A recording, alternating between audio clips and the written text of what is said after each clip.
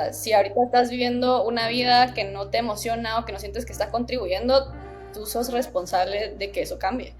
O si salís a la calle y ves una realidad que no te gusta, tú tenés el poder de cambiar esa realidad.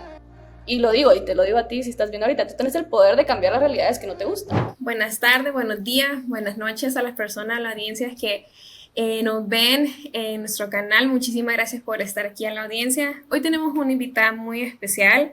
Hay tantas cosas que hablar con ella. La verdad es que la carrera es sumamente impresionante. Bueno, y lo voy a leer también un poquito para que sepan. Inició con su carrera trabajando en cosas que tengan que ver como impacto positivo para su país, que es Guatemala, y la región centroamericana. Empezó a trabajar en las áreas de educación y empleabilidad y hasta que fundó su empresa CoreCode.io, que promueve capacitar a las personas con temas de tecnología, que más adelante la vamos a dejar que ella nos comente un poco más. Y ahora pues es directora de área informática de Cimera y también parte de la junta directiva de ITO de Ag Export. Y también, solo para que sepan, ha recibido 2 premios por parte de Forbes Magazine, es ser una de las mujeres poderosas de Latinoamérica y también, si no me equivoco, también te dieron como una de las 30 promesas de negocios en Centroamérica. Así que, bienvenida Sofía Castillo, bienvenida. Hola, es un gusto, de verdad, que gusto conocerlos. Mucho gusto. Gracias por estar aquí.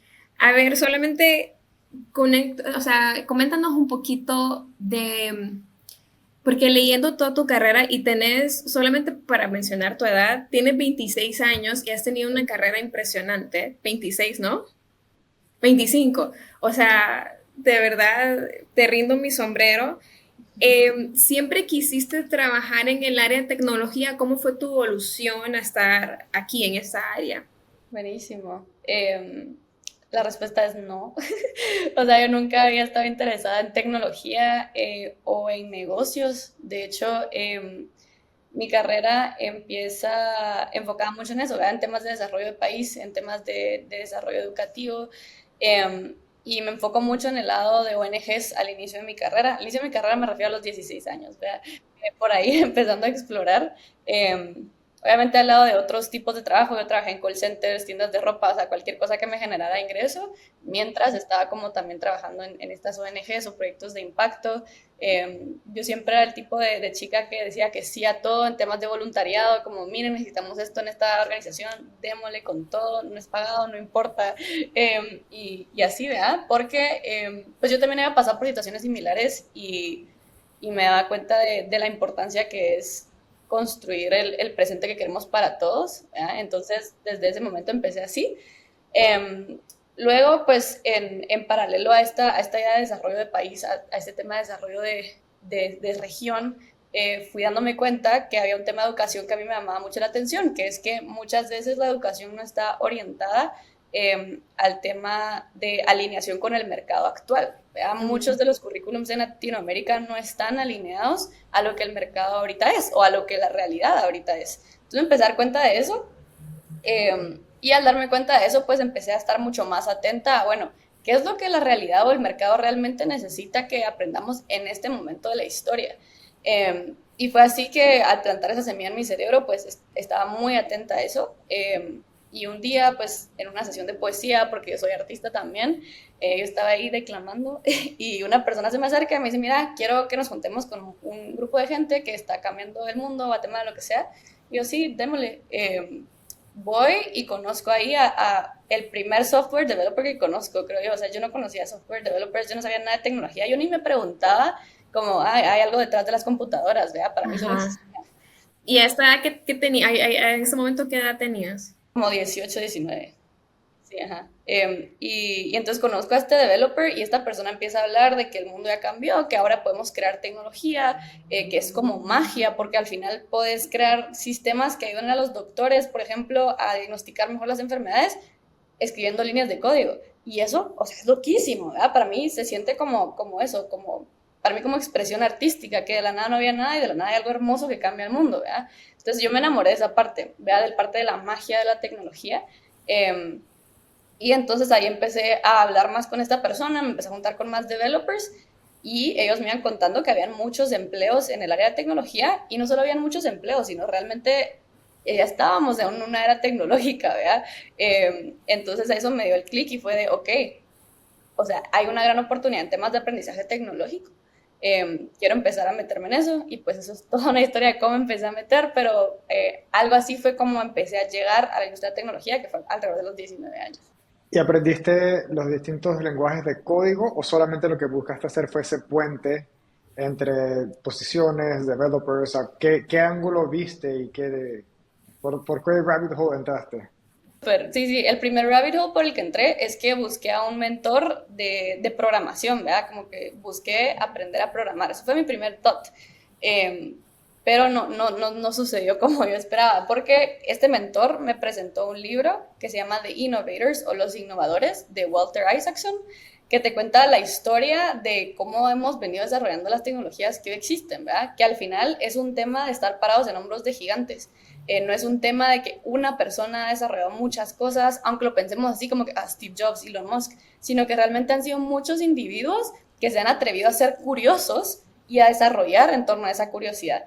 Entonces yo me fui enamorando más de ese lado de colaboración, de que hay distintos roles que son necesarios para desarrollar productos. Entonces me empecé a especializar más en como gerencia de proyectos de tecnología, saqué una especialización en AI Product Management y lo que me gustó es que realmente esa es un poco más mi personalidad, ¿verdad? Yo soy más de como ver la imagen completa, ver los elementos y ver cómo al unirlos pueden pasar cosas fascinantes, ¿verdad? Entonces, dentro de esa mentoría que tuve con esta persona, sí aprendí sobre lógica de programación, algoritmos y todo eso. Y entonces por ese conocimiento era para mí fácil pues leer código, digamos, pero me di cuenta que donde yo más iba a aportar no iba a ser desarrollando el código, sino ayudando a que las personas sepan cómo aprender a programar y contribuir a esa historia tecnológica que hemos venido creando, ¿verdad?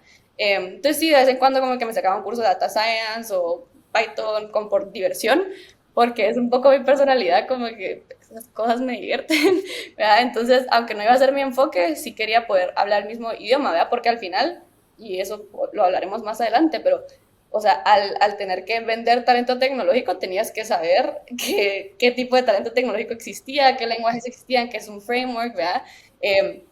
Tiempos, ¿verdad? ¿Cuánto toma que se desarrollen ciertas cosas, ¿verdad? ¿Qué tipo de ambientes, de lo que sea? Entonces tenía que aprender mucho de lingo o de vocabulario, ¿verdad? Entonces, sí llegué a conocer mucho de eso, pero no me dediqué a volverme programadora, digamos. Y tengo una curiosidad, ¿cómo fue la transición de ONG, mundo startup? ¿Estudiaste algo? ¿Te aventaste? O sea, ¿cómo fue ese cambio? Súper.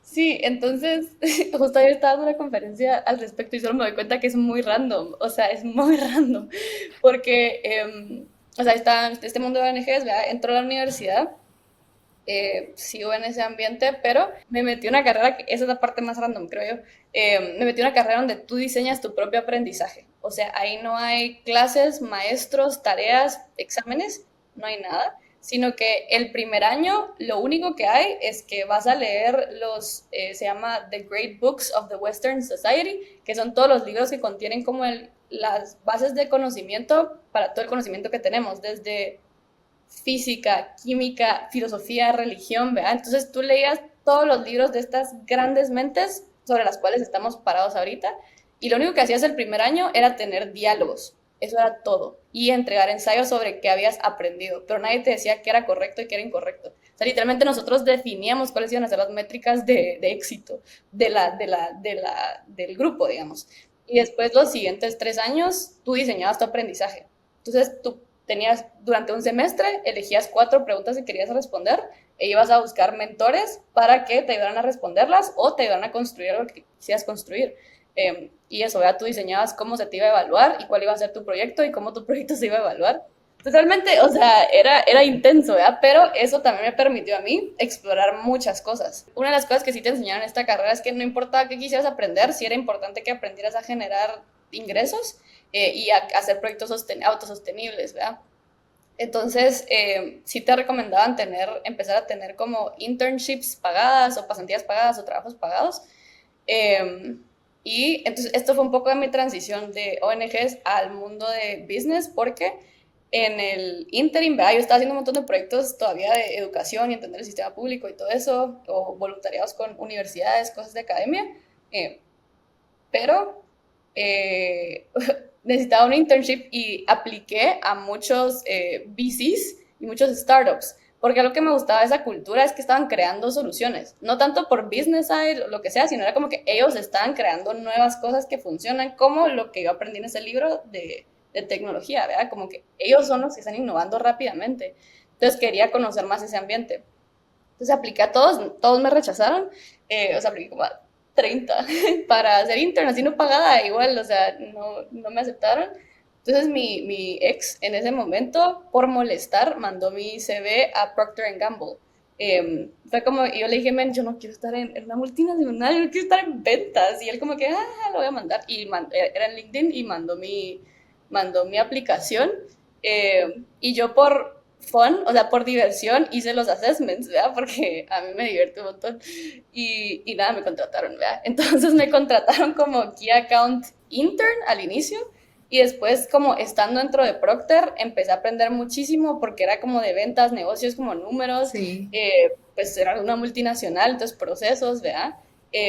Y mientras iba como empezando el internship, me empecé a dar cuenta de muchos temas de proceso, de empresa, que no eran óptimos, y yo soy fan, yo soy lover, o sea, si algo me encanta y tengo un superpoder ahí es optimizar sistemas, encontrar cualquier bloqueo que haga un sistema, digamos, que no fluya y eliminarlo, ¿verdad? Sistemas organizacionales y procesos, whatever. Entonces empecé como a meterme más de ese lado y a involucrarme más. Entonces ya estaba jugando con números muy grandes, porque pues, es Procter, pero al mismo tiempo ya estaba optimizando procesos, generando equipos, ¿verdad? Yo tenía un equipo de como 40, 50 vendedores que tenía que liderar, ¿verdad? Entonces me empecé ahí a empezar ya más al lado de negocios, que la verdad es que no era fan, pero la verdad es que no me gustó para nada, pero sí aprendí muchísimas cosas de cómo hacer que las cosas sean autosostenibles y que funcionen. Entonces, fue ahí que en paralelo a trabajar en Procter, yo ya había empezado a hacer unos experimentos de comunidades de aprendizaje tecnológico, pero nada orientado a negocios. Era como que júntense a aprender, quiero ver cómo funciona. Entonces tenía eso, ya estaba en Procter y en paralelo estaba creando esta comunidad de aprendizaje tecnológico, donde yo facilitaba que la gente aprendiera, yo no les enseñaba porque no sabía nada tanto. Eh, y fue ahí como que convergen estos esfuerzos que estaba haciendo, porque una persona de las que está en la comunidad de aprendizaje me dice, mira, hay un chavo que quiere hacer una empresa como lo que tú estás pensando, ¿verdad? Capacitar a más gente más rápido para conectar con empleos. Eh, y yo de una empresa, va, o sea, fresh, démosle. Entonces le escribí, o me escribió, me recuerdo, nos juntamos al día siguiente, nos dimos cuenta que teníamos la misma misión para el país, y yo casi el día siguiente, ¿verdad? Renuncio a Procter Gamble y salto al agua a emprender, ¿verdad? Algo que me gusta decir es que, o sea, yo no la pensé mucho, yo no pienso mucho las cosas como que antes de hacerlo, o sea, obviamente hay un análisis, pero cuando tengo ya set digamos, mi escala de valores, es muy fácil para mí tomar decisiones, ¿verdad? Porque es como, bueno, esto me va a ayudar a hacer esa misión que tengo, esto que valoro en este momento, sí, no, ok, ya aprendí creo que tenía que aprender, sí, no, ok, entonces casi de un día para otro fue como, sí, saltemos. Yo sabía que no tenía conocimientos de crear empresa, pero lo importante para mí es siempre saber que todo es aprendible, o sea, todas las cosas técnicas se pueden aprender, no hay nada Ujú. que no puedas aprender técnico, o no hay nada que no le puedas preguntar a alguien. Entonces fue, o sea, ¿Y de dónde salió ese como querer de, porque siento que siempre tuviste como una fuerza increíble, o sea, o como intuición, o lo puedes llamar como, sí, como esa como convicción de decir, no, esto ya no me sirve, o hoy sí, ya es mi turno de lanzarme en emprendimiento, no sé qué es, pero lo voy a hacer. ¿De dónde sale? ¿De tus papás o es de tus experiencias? ¿De dónde sale eso? creo que tres cosas. Una, de fijo, hay algo en mi genética. Mi papá vivía en el interior del país. Él se fue de su casa como a los 10 años a buscar oportunidades para salir adelante, buscar becas en escuelas y becas no para aprender, sino para comer, ¿verdad? Entonces como que ibas y buscaba como esas oportunidades y él siempre pues tenía que luchar por sobresalir porque si no te quitaban la beca, que literalmente significaba te quitaban la comida. Entonces él tuvo que tomar esas decisiones como fuertes y duras, en donde era necesario tomar riesgos para lograr lo que querías, que en su caso era salir adelante, ¿verdad? Salir adelante y poder apoyar a su familia. Entonces, la historia de mi papá es preciosa, ¿verdad? Él después como viene acá a la ciudad, sobresale en la universidad, consigue como un trabajo, llega a liderar una empresa súper importante y una multinacional. Después decide que lo que realmente siente que aporta es también en academia, entonces deja todo y se va a academia, ¿verdad? Entonces, él ha sido una persona que desde siempre me ha enseñado, siempre me lo ha dicho, es como que o sea, estamos aquí para hacer las cosas por amor y para servir. Punto. O sea, eso es todo lo que hay. Y todo lo demás es súper secundario. Entonces yo desde pequeña como tenía eso en mente, ¿verdad?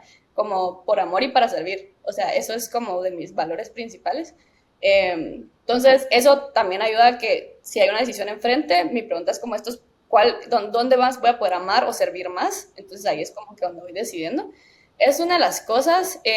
Lo siguiente, o sea, y en resumen, pero yo cuando estaba en el colegio, yo desarrollé una condición muy fuerte a los 16 años, en donde ya no era un ser humano, digamos, funcional, o sea, ya no podía leer, ya no podía escribir, yo estaba a veces yendo al cole como 2 veces a la semana, eh, yo, o sea, no podía hacer nada literal como las demás personas, no hacía las tareas ni nada, los exámenes, entonces llegó un punto en el que sí como eh, fue muy fuerte.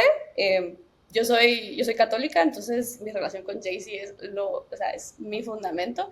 Y Jay-Z es Jesús. Sí, Pero Sí. cuando empecé a caerme, ¿verdad? Y empecé a perder todo lo que para mí era mi identidad, yo empecé a hablar con Dios y le decía como, men, mira, yo ahorita siento que no puedo hacer absolutamente nada, mostrame cómo sí puedo servir en este mundo, mostrame cómo sí puedo amar.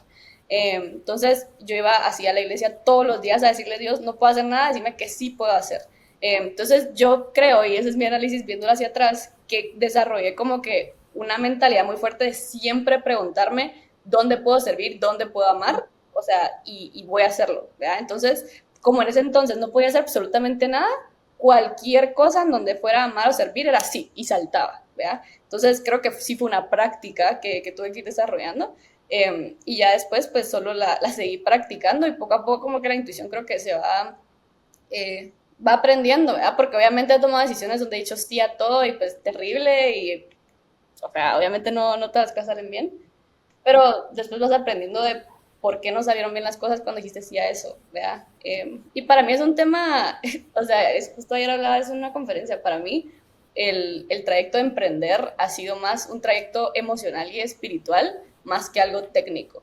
Para mí la parte técnica de emprender es como, o sea, medio fácil, ¿sabes?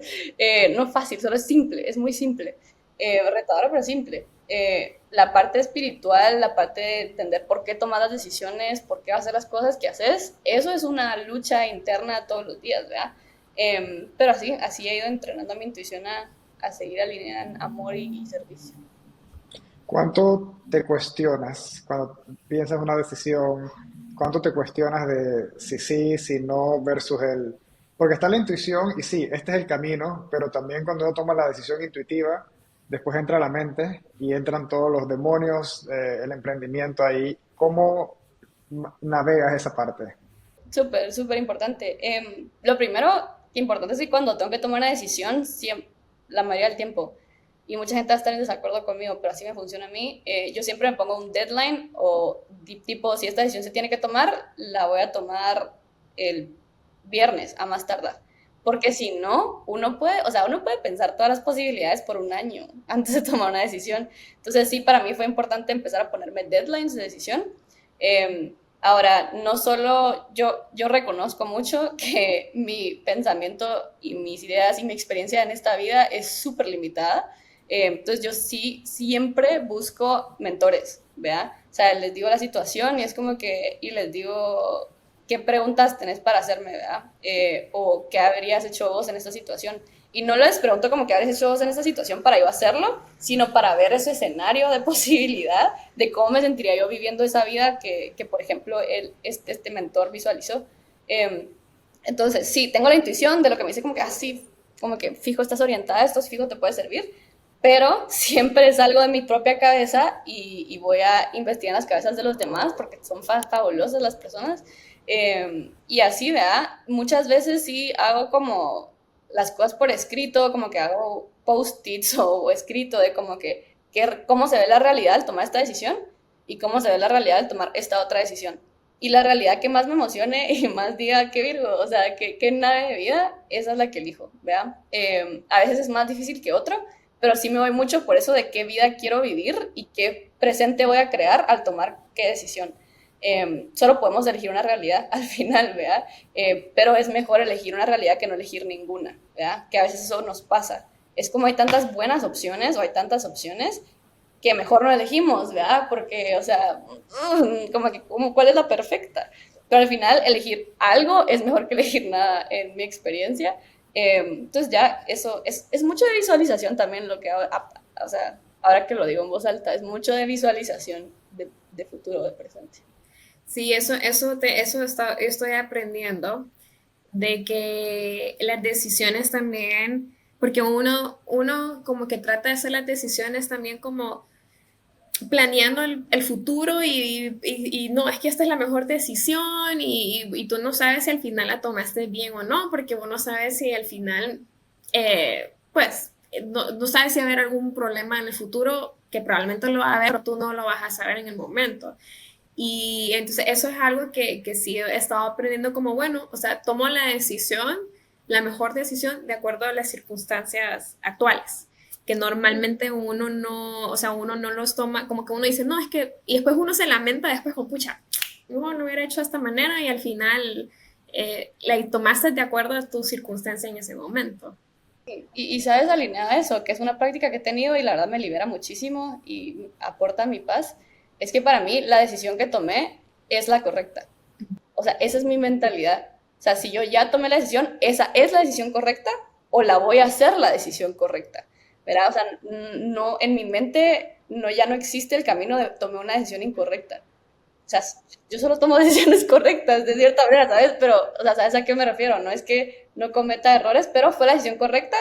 Tal vez, obviamente, como tú mencionas, trajo colaterales que no esperaba, punto. O sea, todas las decisiones que tomas van a traer colaterales. No significa que fueron decisiones incorrectas. Y como tú decís, o sea, uno toma las decisiones con la información que tiene en ese momento. O sea, los seres humanos de verdad estamos haciendo lo mejor que podemos en el momento, ¿verdad? Entonces, sí, full, full.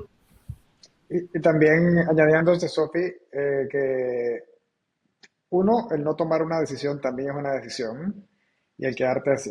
Y dos, que me corrige si me equivoco en tu forma de ver, que si tomas una decisión y salen colaterales, siempre puedes cambiar y tomar otra y siempre puedes hacer un pivot hacia algo diferente. Sí, sí, y me encanta que lo digas porque yo creo que yo siempre también he preached o como compartido eso de como, o sea, si las cosas cambias, vos cambias, ¿verdad?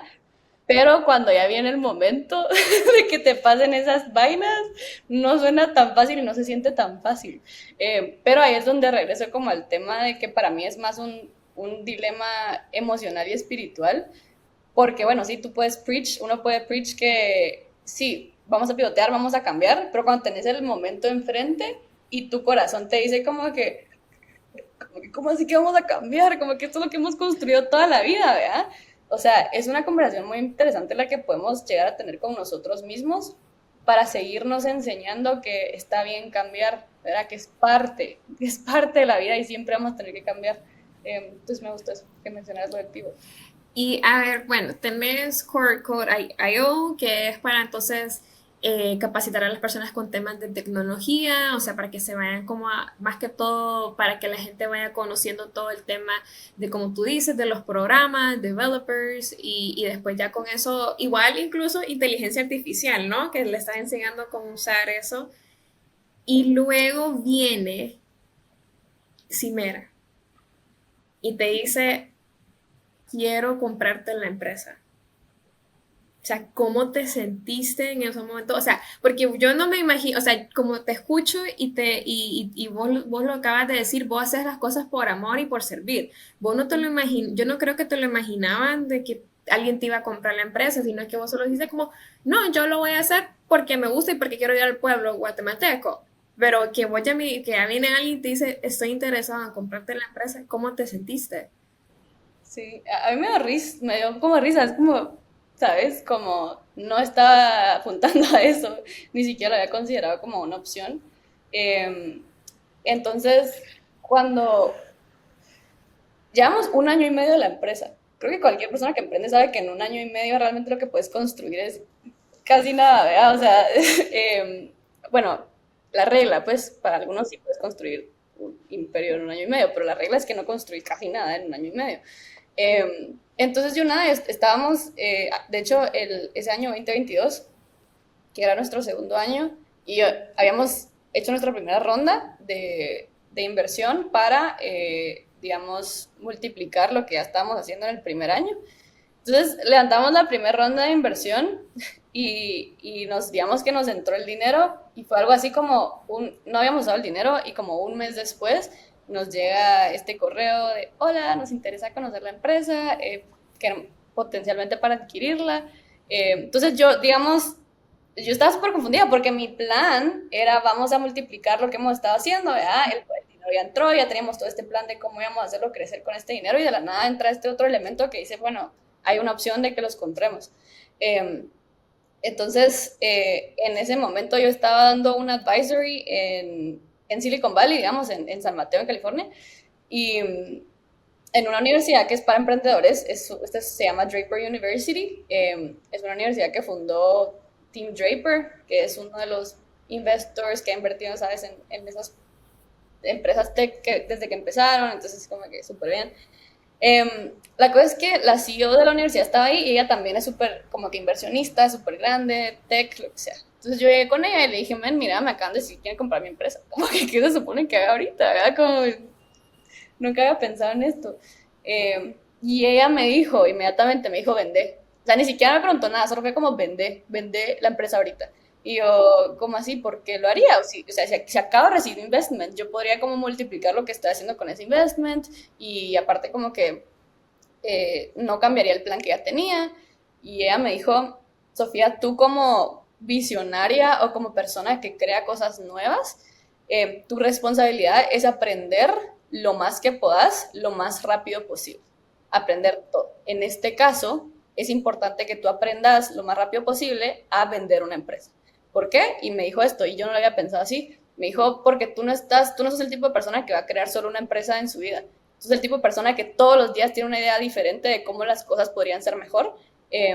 Y tenés que aprender a vender empresas, porque y me dijo, como que creo que tú vas a vender varias empresas en tu vida. Y yo de, ok, válido, o sea, como querrás. Entonces me dijo eso y me hizo un par de preguntas, ¿verdad? Y me dijo, ahorita si vendes la empresa, ¿qué beneficios le va a traer a tu misión? ¿Verdad? Porque al final esta es una empresa mucho más robusta, mucho más grande. Es una empresa americana también, mercados americanos, mercados globales realmente. Solo para también dar énfasis, cuéntale al público qué es Cimera, para que la gente sepa, ajá, qué es. Súper. Cimera es una empresa que conecta talento latinoamericano con empleos remotos en Estados Unidos e Europa. Realmente cada vez más vamos a talento en países en desarrollo, hacia países desarrollados, digamos. Entonces, eso es básicamente lo que hace. Desarrollamos la tecnología para quitar todas las barreras que no nos permitan entrar a mercados globales. Eso es lo que hace Cimera. Entonces, Cimera, o sea, me preguntó esta chica, ¿verdad? ¿Qué ganas si Cimera los adquiere? Y una de las cosas que ganábamos es que realmente íbamos a contar con más capital, más estructura robusta, más fuerza de ventas. O sea, habían muchos pros a vender. La misión se iba a ver muy beneficiada con la compra. Y me dijo como, bueno, ¿y si no vendes, qué pasa? Y es como que, bueno, o sea, sí, levantamos el capital, hacemos el plan que teníamos y me dijo, ¿qué va a hacer que tu misión se mueva más rápido? Y que tu carrera se mueva más rápido y que tu aprendizaje se mueva más rápido. Y yo, esta opción.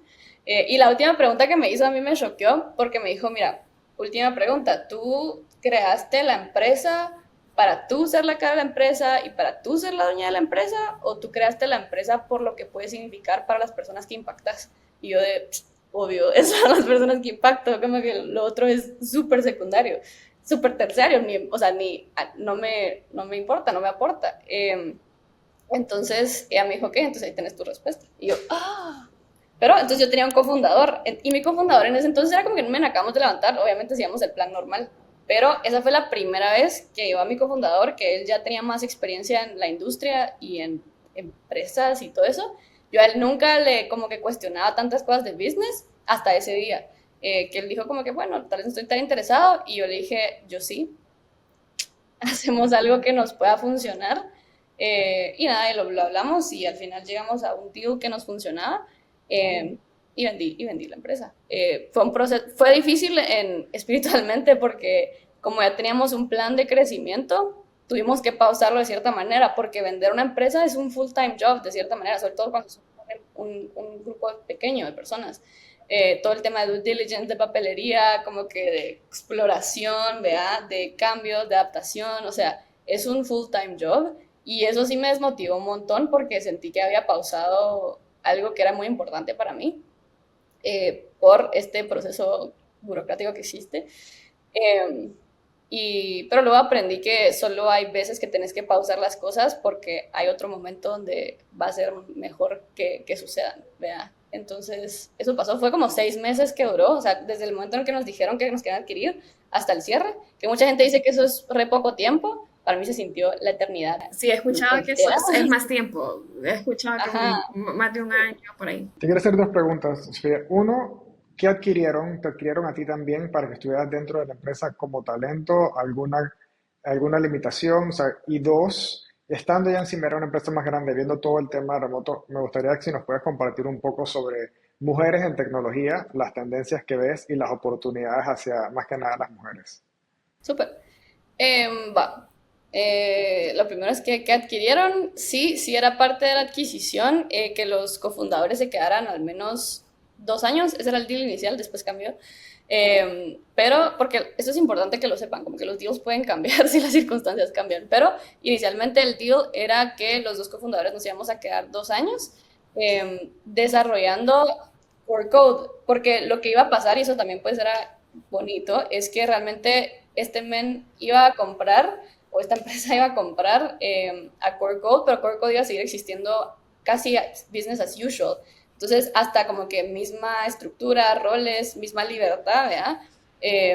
Todo iba a seguir igual. Entonces, solo era como que adquirir la empresa, los founders, y que siguieran creciendo con su plan medio similar, solo había algunas cosas que cambiar.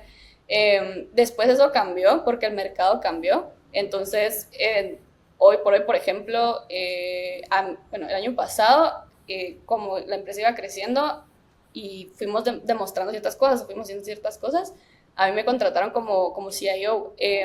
Entonces el deal cambió y aparte a mi cofundador le pidieron otra cosa, entonces ya no era como el enfoque core code, desarrollarlo, sino que era otra estructura. Entonces se cambió las cosas y todo eso, pero casi, o sea, no es tan relevante, creo yo, pero es esa parte del cambio. Pero eso fue lo que compraron.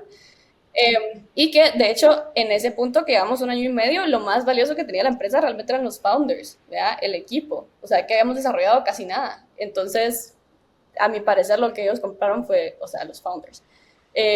Y luego a tu segunda pregunta, trabajo remoto, mundo de la tecnología, mujeres. Esta pregunta siempre se me complica un poco porque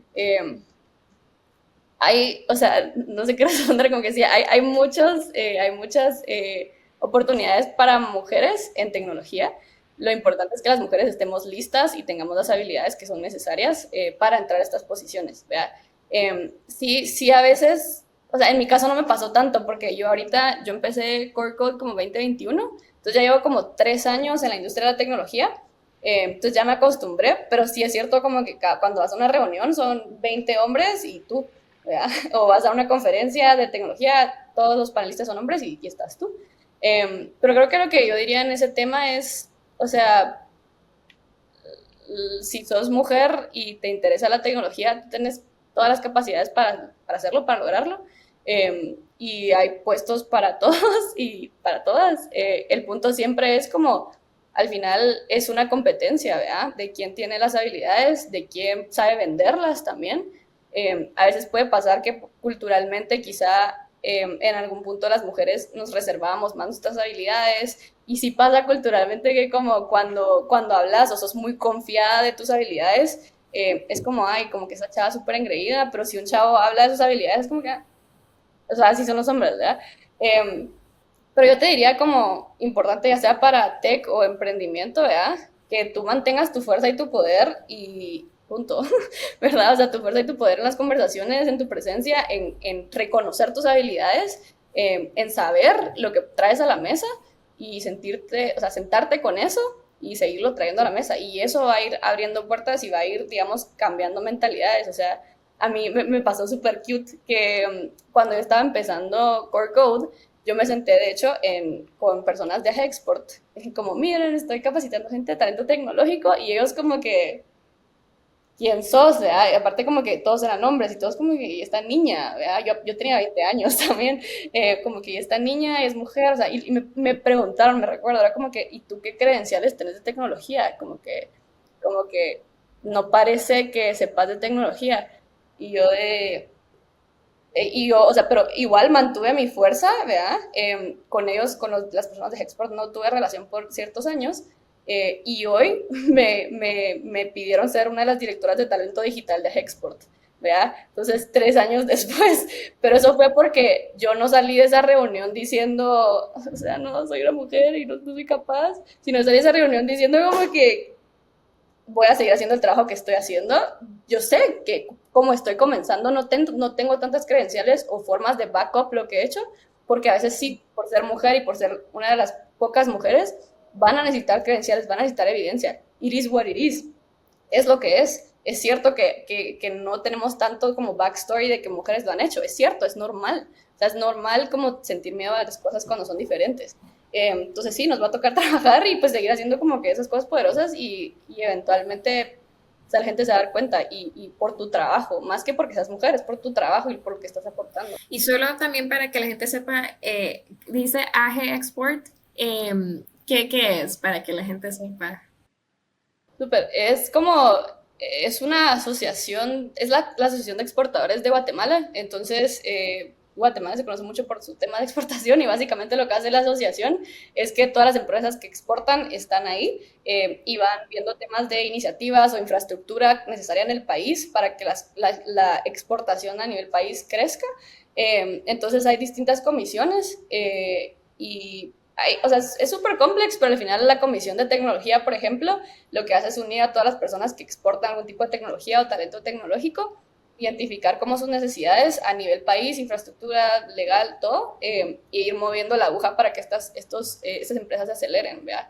Entonces es gracioso porque la mayoría de gente ahí es súper grande, ¿vea? O sea, tienen empresas gigantes, y nada, poco a poco te vas dando cuenta como que, o sea, tú estás, y eso lo tuve que hacer cuando era pequeña, pero yo lo que me decían entrar a una reunión es, tú sabes todo lo que tú sabes, ellos saben todo lo que saben, están al mismo nivel.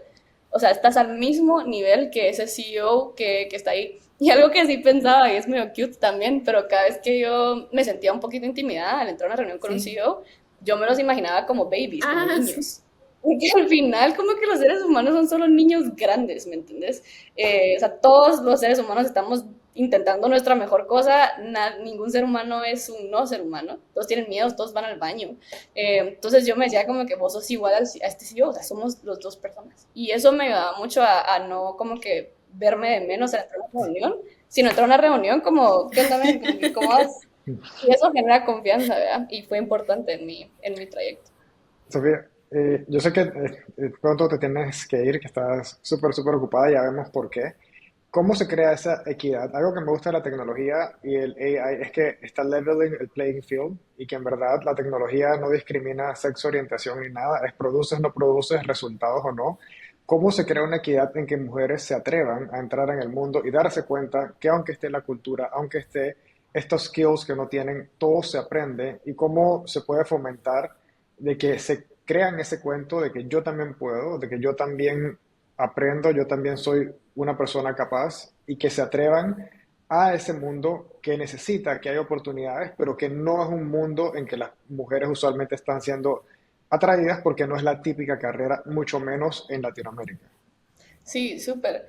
Em, una amiga una vez me estaba hablando del tema de la elección y el tema de la libertad, y me decía como, una persona, si tú le das un menú a una persona de que solo puede comer pizza o espagueti, eso es lo que va a elegir, ¿verdad? Si solo le das ese menú. Pero si le das un menú de muchas más opciones y hasta le llevas tasters, le das a probar distintos platos, esa persona va a saber que puede elegir ese otro plato.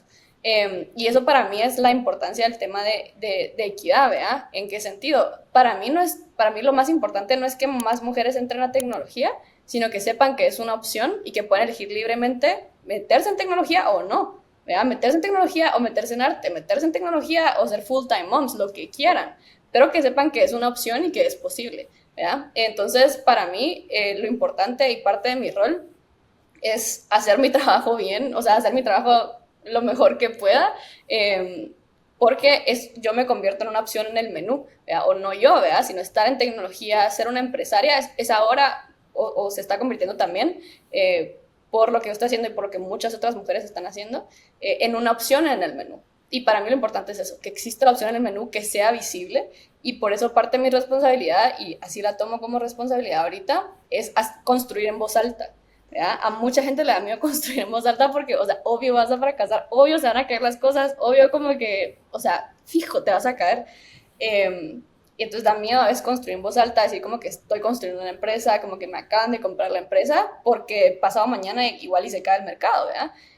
Pero parte de mi responsabilidad es hacer todo mi proceso súper transparente, que todas las mujeres sepan qué está pasando y si ellas se pueden inspirar de eso y eso les llama la atención, buenísimo. Y tal vez para cerrar como que ese comentario, a mí me pasó cuando yo era más niña, yo veía la tele y me decía, madre, qué cool sería ser actriz, pero todas en la tele, como que las que son buenas o inteligentes son canches. Como que eso significa que yo no puedo ser actriz, y como que ser actriz y ser como que la popular del colegio, como que no puedo. Y hubo un momento en el que entró, por ejemplo, Selena Gómez a las series, y yo la vi, y yo dije, sí puedo ser actriz, sí puedo tener un rol principal. Y eso me cambió la vida, ¿verdad? Y creo que ese tipo de cosas son las que cambian la vida, no tanto el decirle a las personas hacerlo, sino demostrar qué cosas se pueden hacer, ¿verdad? Entonces, eso te diría. No, Sofi, bueno, más que todo, yo te quiero pues agradecer por el tiempo y el espacio que nos diste hoy. Definitivamente fue una conversación que me emocionó muchísimo. Y el momento que me dijiste que sí, yo estaba requete emocionada porque es una conversación que necesitamos tener. O sea, necesitamos como decirle a las personas si se puede, o sea, cualquier rubro, cualquier industria, no importa dónde estés, si se puede como lograr las cosas. No sé, me llenó muchísimo tu carrera por todo lo que has logrado y todo por el bien de tu país, de tu comunidad, de la región centroamericana, lo cual es muy admirable porque lastimosamente las personas, no la mayoría de nuestra generación, sentiría yo, bueno, por mi generación, no creo que piensan así, pero me da mucha paz y libertad saber de que la generación siguiente sí piensen así, de pensar bien por el país donde ellos viven y todo. Entonces, de verdad, muchísimas gracias por eso. Y solamente quiero hacerte una última pregunta para concluir. ¿Y cuál ha sido la lección más valiosa que has aprendido? Yo sé que hay tantas, pero una para motivar a la emprendedora a dar el siguiente paso.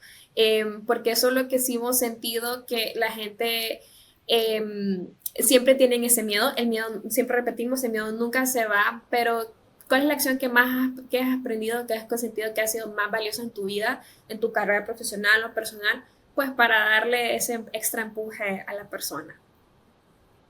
Súper.